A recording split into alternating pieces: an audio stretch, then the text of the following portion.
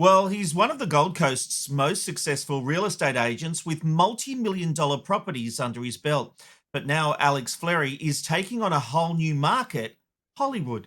From closing $87 million shopping centre sales to starring alongside Sophie Monk, Vanilla Ice, and even Chuck Norris in Zombie Plane, Alex is turning real estate hustle into real life action. And with more films in the pipeline, plus a bold new claim his new series will apparently blow your mind, I wanted to know how a man selling mega mansions ends up battling zombies on the big screen. Alex, welcome to McKnight Tonight.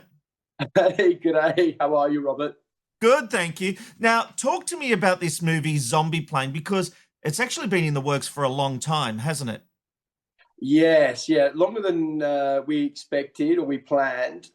There were a couple of escalation points, I suppose you could say, which gave a longer than anticipated projected finish line. But we are at the finish line now, I'm happy to say. And how did you get involved in this project? So I got involved originally from another movie called Sons of Summer that we did, and that was also a knock-on from another movie called Avarice that we did in Perth. And we had a drinks meet and greet function for Sons of Summer with some movie directors, some actors, some of my heavy-hitting real estate clients came along. And this lady came up to me as a producer, and she literally tapped me on the shoulder. I'd never met her before. And she said, "Hi, Alex, I've got a movie called Zombie Plane starring Vanilla Ice. Can you help me?" And I went, "Yeah, we've got to make that." Well, just so you know, we make a little home internet show called McKnight Tonight on the Gold Coast if you're looking for investments. Yeah, Anyway. It was just so stupid. How could you not say yes to that? It was just the most ridiculous thing to tap me on the shoulder and say, a complete stranger, "I've got a movie called Zombie Plane starring Vanilla Ice. Can you help me?" It is a catchy title, and it's funny. It is funny. I knew nothing about it until we were doing this interview, and I started Googling, and it is funny how much history this thing's had. There was even a sizzle reel made years ago about it. Yes. And it's just been such a journey. But you're a real estate mogul. You've sold $12 million mansions. You've been part of, as I mentioned, $87 million deals. So you're not needing to act for the money, I assume. No, that's I agree with that. Yeah, thank you for putting it that way. No, it's definitely not. The money comes from real estate. What I've discovered is movies is a fun way to spend the money, and real estate is a fun way to make the money. That's what I've discovered. But it all comes into the same pot. You know, our investors from our real estate and development sides, they all come into our movie game, and then our movie side feeds back into our real estate. It's a fascinating loop and a fascinating cycle that we've uncovered. And this is the kind of properties you're selling, right? What we're seeing on the screen right now. Yeah, actually, that's one of the most beautiful penthouses on the Gold Coast. I think that one's still available, the Soul Penthouse. But we've got a big mega mansion that we're dealing with at the moment, off market for about 27 mil. Oh, as you do. Yeah, as you do. We've got, but then we've got the standard things. You know, anything down to 1.5, 1.6. I think Amir sold something for 11 mil last night off market. So we're all on the hustle in the agency, and I've got another colleague who's working on something around 15 mil off market. So they're all the agents are doing very well at the moment in the property market. Well, it sounds that you and your wife, Victoria, you're also producing projects including Dead West and that edgy religious series that you claim will rival Game of Thrones and The Boys. What gives you such confidence this one will break the internet? I think just the sheer controversy of it and the sheer scale of cast and character. I can reveal the name. We've given it a working title, which I think we should stick with.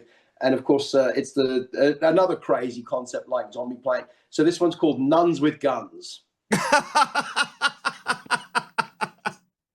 So you can imagine the heat we're going to get on that one. Everyone's going to hate us for that one. I think when we make Nuns with Guns, we're going straight to jail and then going straight to hell after we get out of jail. So, well, there was a comedy with called Nuns on the Run. I'm assuming it's going to be very different to that comedy. Yeah, was that Robbie Coltrane? And, correct. gosh, the other comedian. I can't remember his name. I remember it. Yeah. I do remember that.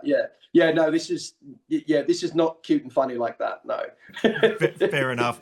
You mentioned selling multiple properties off the back of Sons of Summer and now Zombie Plane. Do you see acting as a new sales funny for real estate, or is the real estate what you're making there helping fund the movies?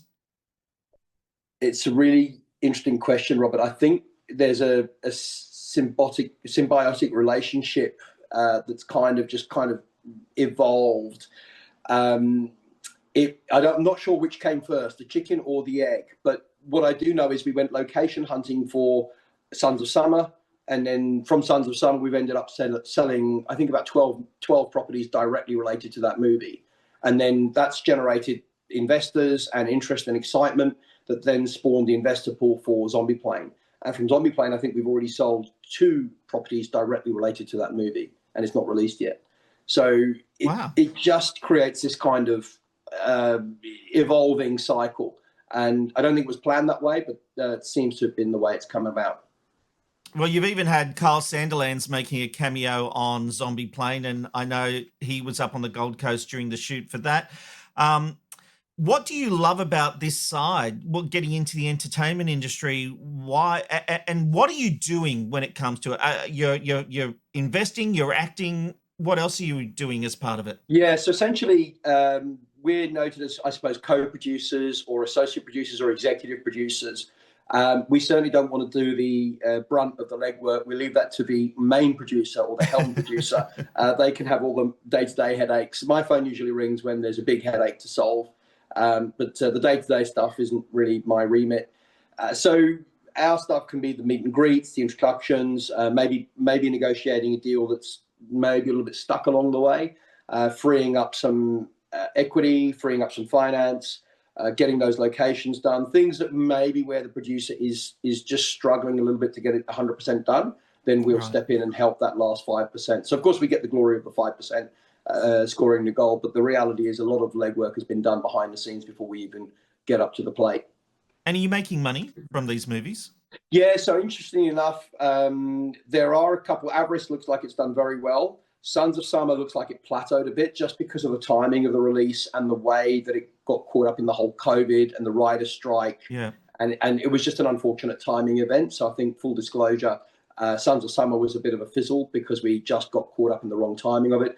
Zombie Plane we're very excited about because of the deals and the infrastructure and the spin-offs that we've got coming in on that one. So Zombie Plane and the cast, of course. Yeah, of course. I mean, the cast is just phenomenal. So we're so excited, and they've been supported from their side as well. I mean, it could be that we've got like the next little Aussie battler movie coming out that was like a Mad Max in its day or a Crocodile Dundee in its day, and they came out of nowhere and did the business. Well, you're keeping the industry alive, and I like that. Zombie Plane is set to be released later this year. Alex Fleri, thanks for joining us on McKnight tonight. Really, really fascinating stuff. Thank you. Thank you, Robert. Thanks for having me, and thanks for giving us all those free plugs on Zombie Plane coming out soon. Fun, insightful interviews from a washed-up producer with nothing to lose.